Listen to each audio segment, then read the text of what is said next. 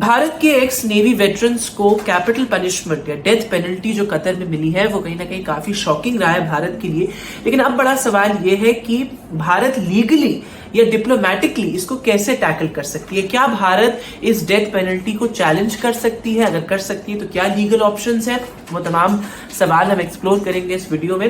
देखिए, सबसे पहले जानना ये बहुत जरूरी है कि भारत की क्या पॉलिसी रहती है इन तमाम केसेस में।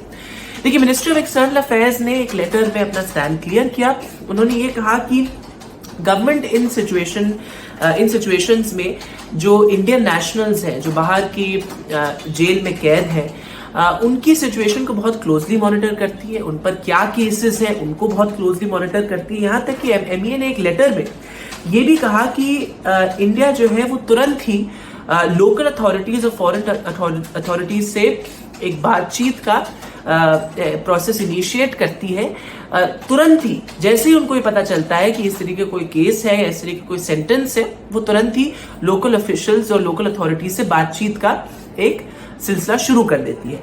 उसके बाद उन्होंने ये भी कहा कि हम लीगल एड के तमाम जो पहलू हैं उनको भी देखते हैं। उससे पहले भारत ये भी सुनिश्चित करता है कहीं ना कहीं कि ये इंडियन नेशनल्स ही हैं और ये जो केस है उसके फैक्ट्स क्या क्या है ये सुनिश्चित करना बहुत जरूरी है, क्योंकि आइडेंटिटी क्या है कन्विक्ट्स की या अक्यूज्ड की, ये भी कहीं ना कहीं सुनिश्चित करना बहुत जरूरी है। तो जब वो कर लिया उसके बाद इंडिया लीगल एड की तरफ बढ़ती है। लीगल एड में जो है इंडिया का ये कहना है कि वो हाई लेवल मीटिंग्स में भी ये तमाम चीजें ये तमाम इश्यूज रेज करती है। उसके साथ साथ ही अपील कोर्ट्स क्या क्या है उस पर भी एक अपनी अंडरस्टैंडिंग क्रिएट करती है कि क्या क्या अपील कोर्ट्स है जहां पर इस इशू को रेज किया जा सकता है।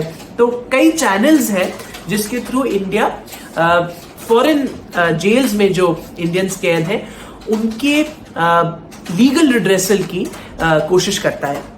ये एमईए ने एक स्टेटमेंट में कहा। इसके बाद हम आपको ये भी बता दें गवर्नमेंट की पॉलिसी क्या है। जो इंडियन प्रिजनर्स हैं या इंडियन नेशनल जो जेल पे कैद है बाहर, गवर्नमेंट की क्या पॉलिसी है।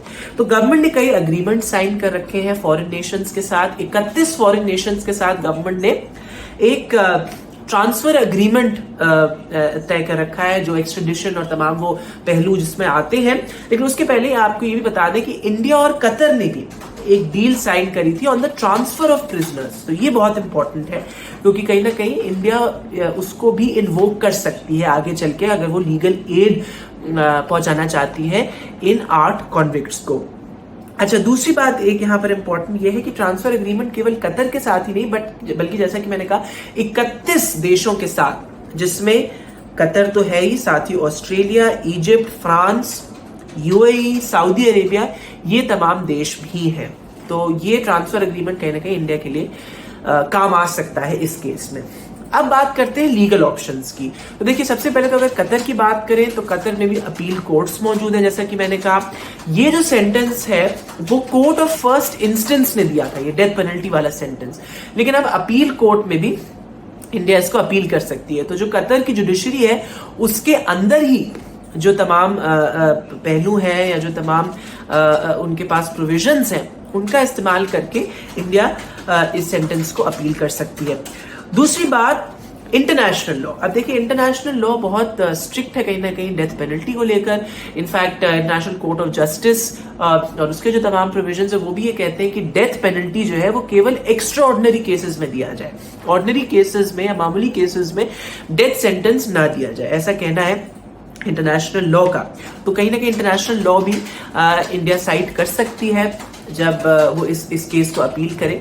साथ ही अगर हम बात करें यूनाइटेड नेशंस की, अब ये भी देखिए एक जरूरी पहलू है कि इंडिया यूनाइटेड नेशंस में भी इस इशू को रेज कर सकती है। भारत कहीं ना कहीं बहुत ही वोसिफरस रहा है, भारत बहुत मजबूती से अपनी बात रखता है यूनाइटेड नेशंस में।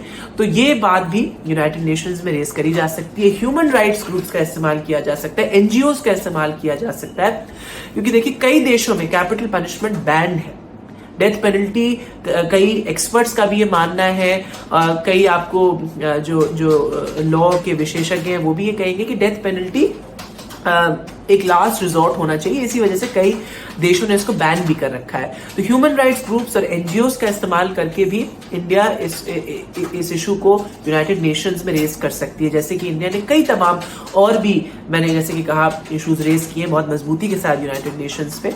लास्ट एक इंपॉर्टेंट पहलू ये है कि डिप्लोमेसी का कहाँ पे इस्तेमाल किया जा सकता है, क्योंकि देखिए इंडिया और कतर और इंडिया का कई जो मिडल ईस्टर्न नेशंस हैं, जैसे कि मैंने कहा, उनके साथ इंडिया का ट्रांसफर एग्रीमेंट है और इंडिया के डिप्लोमेटिक संबंध अच्छे हैं उनके साथ। तो कतर के साथ भी इंडिया डिप्लोमेटिक प्रेशर भी क्रिएट कर सकती है for Qatar to reconsider their death sentence की। कतर को कहीं ना कहीं फोर्स या प्रेशराइज किया जाए डिप्लोमेटिकली, फोर्स तो नहीं, फोर्स गलत शब्द होगा, लेकिन कहीं ना कहीं प्रेशर क्रिएट किया जाए डिप्लोमेटिकली कि वो इस डेथ सेंटेंस को रिकंसिडर करें। तो ये तमाम इंडिया के पास प्रोविजंस है इस समय लीगली, क्योंकि कहीं ना कहीं ये जो वर्डिक्ट था डेथ सेंटेंस का 8 नेवी वेटरन्स के लिए एस्पियोनाज का जो एंगल है कहीं ना कहीं काफी शॉकिंग था, लेकिन कई लीगल ऑप्शंस नई दिल्ली के पास अवेलेबल हैं इस केस को आगे टैकल करने के लिए। वेदांत अग्रवाल, एनडीटीवी इंडिया के लिए।